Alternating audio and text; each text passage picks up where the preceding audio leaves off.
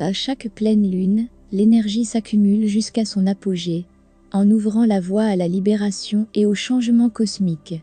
Ce mois-ci, nous avons une pleine lune sous le signe des Poissons. Et il y a de fortes chances que ce soit assez intense.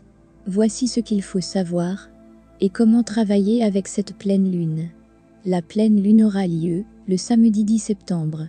C'est une pleine lune profondément spirituelle, c'est tellement introspectif. L'opposition Soleil-Lune combine la capacité de revenir à soi-même, avec la réflexion profonde et la perspicacité spirituelle des Poissons. De plus, la Lune est conjointe à Neptune, qui est la planète dominante des Poissons. Fondamentalement, cette influence de Neptune va amplifier les thèmes de la spiritualité et de l'émotion dans la semaine à venir. Et puis, nous avons Uranus formant un sextile à la Lune. Uranus étant le grand éveilleur, peut provoquer des perturbations. Uranus vous informe qu'il existe de nouvelles façons passionnantes d'être ici. Alors attendez-vous à l'inattendu. Cherchez ce qui n'est pas évident et soyez créatif. Comment travailler avec cette énergie?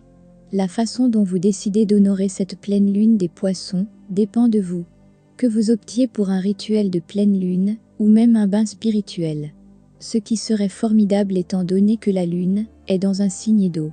Cela dit qu'il y a des éléments clés à garder à l'esprit lorsque vous naviguez dans cet événement lunaire. Qui vous êtes aujourd'hui n'est pas ce que vous étiez hier. Et ce n'est pas non plus ce que vous serez demain. Alors, que devez-vous faire maintenant pour vous adapter et devenir une version plus spirituellement élargie de vous-même?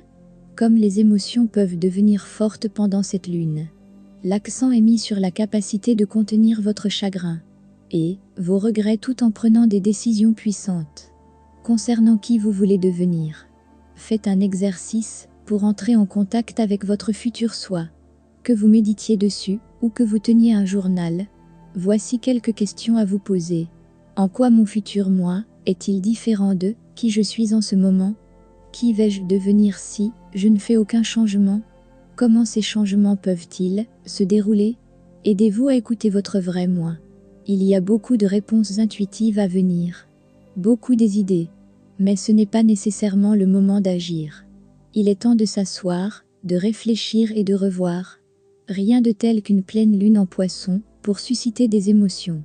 Bien que la pleine lune puisse sembler lourde, c'est aussi une invitation ouverte à lâcher prise.